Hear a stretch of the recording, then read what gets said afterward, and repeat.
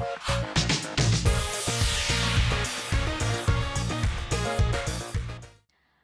sobat semua, kembali lagi dengan saya Fitri Astuti Setianingsih pada podcast hari ini.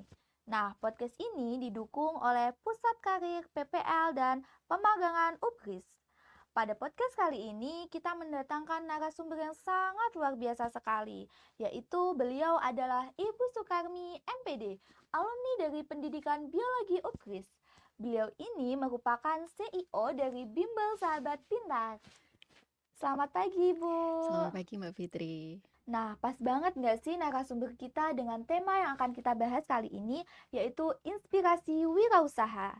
Kalau kita bahas tentang wirausaha itu, apa nggak akan pernah ada habisnya. Apalagi di sekarang ini, wirausaha itu menjadi kebutuhan yang sangat perlu sekali. Banyak anak muda yang mulai sadar kalau menciptakan peluang itu jauh lebih berarti daripada cuman menunggu peluang itu datang. Apalagi ditambah di era yang digital seperti ini, kita itu bisa loh menciptakan usaha di mana dan kapanpun saja itu.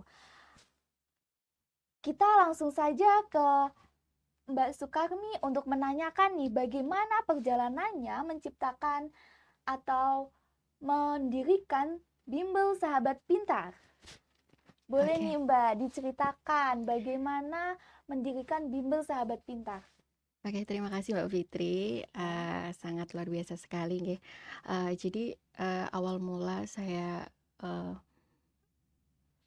memulai untuk Bimbel Sahabat Pintar itu berawal dari saya sendiri. Memang background saya adalah dari pendidikan keguruan. Kalau dulu masih IKIP ya, IKIP PGRI Semarang yang sekarang sudah menjadi Universitas PGRI Semarang. Saya dulu dari pendidikan biologi, alhamdulillah lulus pada waktu itu langsung berkesempatan untuk mengajar di salah satu sekolah swasta. Nah, sore harinya karena masih free, jadi sore harinya saya gunakan untuk ngajar ngelesi. Waktu itu masih ikut di lembaga punya orang. Nah, disitulah saya mulai kayak merasa pentingnya pendidikan informal untuk anak-anak. Salah satunya dengan bimbel itu, karena siswa dengan bimbel itu mendapatkan suplemen yang lebih. Tapi masalahnya bimbel itu hanya bisa diikuti oleh anak-anak dengan tingkat perekonomian yang menengah ke atas, bisa dikatakan seperti itu. Jadi dengan biaya yang mungkin bisa dikatakan lumayan mahal gitu ya. Nah, di situ muncullah ide adanya keinginan diri untuk bagaimana jika saya membuat lembaga bimbingan informal seperti bimbingan belajar, tapi dengan harga yang affordable yang bisa diikuti oleh semua kalangan lapisan masyarakat. Awal mulanya waktu itu saya ngekos hanya satu petak, hanya ngelesi anak-anak di sekitar rumah saja. Di sekitar rumah, alhamdulillah dari situ ternyata antusiasmenya luar biasa. Mulailah akhirnya pindah cari tempat untuk kontrakan yang lebih besar. Awalnya 2 kamar. Dan ternyata yang awalnya niatkan untuk membantu ngelesi anak-anak, jadi waktu itu saya awal kalinya tidak menarik harga, seikhlasnya saja orang tua memberi, karena saya sadar saya belum ada apapun, fasilitas hanya sebatas tikar, mereka membawa meja sendiri.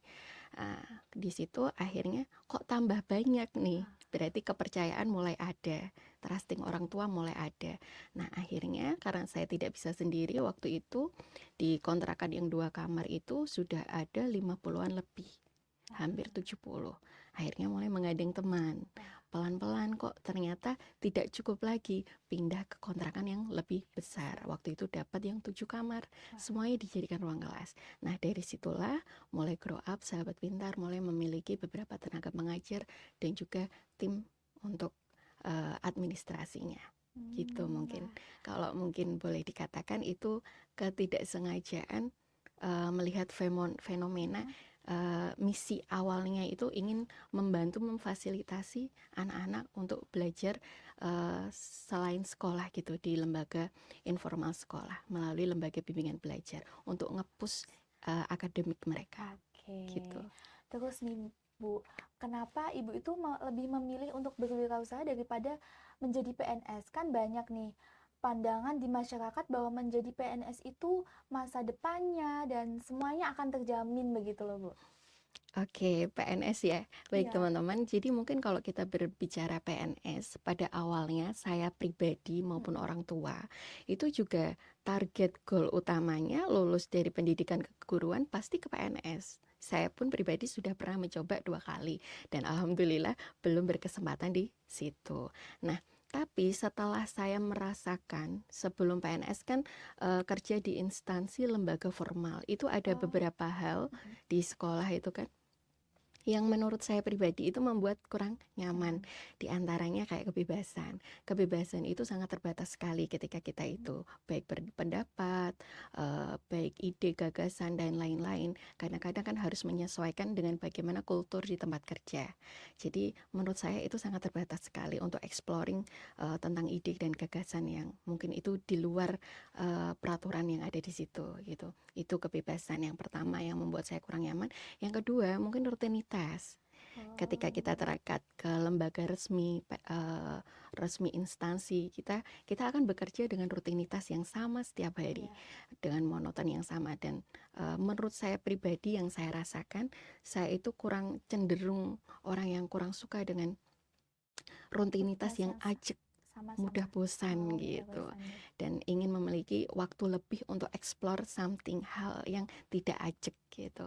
Itu sih sama mungkin background dari waktu dulu kuliah sempat ikut juga organisasi. Mhm. em, Alhamdulillah puncak tertinggi jadi wakil ketua itu kayak lebih senang itu jadi Mas organisatoris gitu oh, yang mengatur gitu dan ketika kita di instansi kita yang ketika kita diatur. jabatannya masih belum Iya, ada kan kita kita yang yang disuruh-suruh, diatur. kita yang diatur. Nah, itu tuh kayak ada rasa sesuatu yang Betul kayak nggak betul. nyaman gitu. Nah, itulah yang mungkin bisa dikatakan membuat eh, sepertinya saya lebih nyaman berwirausaha, bisa explore Ya, semua itu semuanya. dengan bebas Bebas. gitu. Oke. Untuk pertanyaan selanjutnya nih, Bu.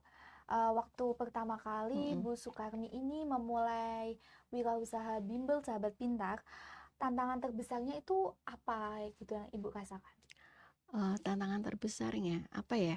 Mungkin saat merintis ya. Iya. Saat Oh, merintis, saat usaha belum mulai baru proses mulai berkembang, itu kan tingkat kepercayaan orang tua. Yakin kenapa meninggalkan yang di instansi sekolah yang harusnya waktu dulu sudah dapat NUPTK, sudah masuk ke oh, Dapodik, intinya menunggu wiyata di situ. Tapi saya out, keluar, fokus ke bimbingan belajar. terus nih Bu, ada nggak yang momen yang bikin Ibu itu benar-benar yakin untuk meninggalkan PNS dan memilih usaha ini? Oke, di samping alasan pribadi itu ada betul-betul yang mungkin saat usaha sudah mulai berkembang nih, siswa sudah Iya. seratusan lebih tadi yang saya sudah pindah ke kontrakan yang lebih besar. Saat itu saya masih posisi saat itu saya masih Menjadi wiyata di oh, sekolahan. wiyata. Kemudian ada wali murid, wali siswa bimbel yang menanyakan terkait usaha. Bu Mimi, apakah sudah 100% untuk bimbelnya? Nah, pertanyaan itu yang Mhm. ditanyakan di situ saya bingung. Sepertinya sangat berpeluang sekali jika ini untuk di-up-kan gitu. Iya. Orang tua itu menanyakan hal seperti itu. Nah, pertanyaan itu yang membuat saya berdialog diri. Saya belum 100% aja, ini siswa sudah 100 lebih. Gimana kalau saya 100% kan betul-betul diri saya untuk sahabat Iya. pintar. Nah, titik itulah Oh. yang menjadi alasan menurut saya pribadi, saya terkuat untuk saya maju nih. Saya tetap berada di bimbel sahabat pintar saja. Nah, disitulah saya mulai tidak mengajar wiyata lagi. Paginya saya gunakan untuk membuat SOP, membuat media-media, kemudian ikuti seminar kewirausahaan, Mhm. kumpul sama teman-teman yang memiliki bimbel Bimbel. juga, sehingga mulai berkembanglah administrasi, SOP, dan lain-lainnya. Gitu. Oh, berarti awal Iya. mulanya tuh dari pertanyaan wali Siswa, siswanya ya itu ya, apakah Bu sudah ya. 100% 100%. diri menjalankan usahanya Dan gitu. akhirnya membuat Bu Sukarni ini yakin begitu ya. Iya, memantapkan. Nah, pada waktu Bu Sukarni ini memulai bisnis Bimbel Sahabat Pintar, tantangan terbesarnya itu apa saja, Bu? Saya rasa saya tidak begitu merasakan tantangan tantangan yang Besar. alhamdulillah yang Oh, besar atau berarti ya di awal, karena saya mulai itu ya langsung mulai aja tanpa bermodal apapun. Modalnya ya diri saya sendiri, hmm, pendidikan yang sudah saya tempuh, ilmu-ilmu yang sudah saya pelajari, karena kebetulan saya mengembangkan bisnis jasa di bidang pendidikan, nggih. Salah satu eh, yang dibutuhkan adalah pengajar, dan waktu itu ya saya sendiri itu yang pendidikan yang saya tempuh, ilmu-ilmu itu yang menjadi privilege tersendiri untuk saya. Dari situ saya mengajar serius, kemudian ada kepercayaan dari orang tua.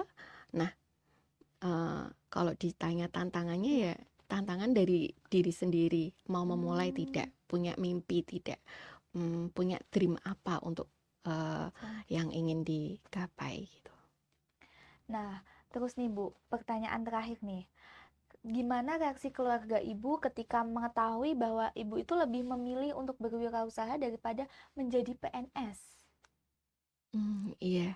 Betul sekali, memang reaksi pertama itu dari keluarga ya. Mereka pasti waktu masih dalam tahap berkembang usaha Mm-mm. kita, masih merintis, pasti menanyakan, "Kenapa kok cuma ngelesi?" Pada waktu itu, Iya. bahkan saya pada saat itu sudah lulus S2. Jadi banyak Hmm, sekali pertanyaan, "S2 kok cuma ngelesi? Ngapain sih kok malah nggak nggak nih menjadi ya dikatakan itu sampingan, kok malah nggak fokus. ambil yang di instansi, malah hanya ngajar saja." Tapi pertanyaan-pertanyaan itu lama-lama juga nggak bisa dijelaskan langsung ya, Mm-mm. karena memang nanti hasilnya yang akan menjelaskan sendiri Sendiri. setelah nanti kelihatan. Oh ternyata menghasilkan, oh ternyata siswanya banyak, oh ternyata bisa untuk mencukupi kebutuhan gitu. Karena sebetulnya yang dikhawatirkan keluarga, orang tua itu bukan kenapa kita kok tidak menjadi PNS Oh ya. gitu, tapi lebih bagaimana orang tua itu yang penting meyakinkan diri anaknya itu bisa berkecukupan, bahagia, dan nyaman. Nah, mungkin Oke. lewat jalur wirausaha itu, alhamdulillah saya sudah mendapatkan ketika ini. Jadi sampai sekarang ini sudah tidak ada pertanyaan Pertanyaan-pertanyaan. terkait PNS lagi dari keluarga maupun orang tua. Oke, Iya, mungkin pertanyaan-pertanyaan itu munculnya di awal-awal ketika iya, kita mulai usaha yang memang kayak dianggap itu usaha kecil begitu iya ya, Bu betul. ya. Karena bentuk sayang dan rasa Heeh. khawatir, Oke. gitu. Iya, Nah, banyak juga pembelajaran yang dapat nih kita ambil. Untuk podcast episode pertama ini kita sudahi sampai di sini. Stay tuned untuk podcast yang kedua ya.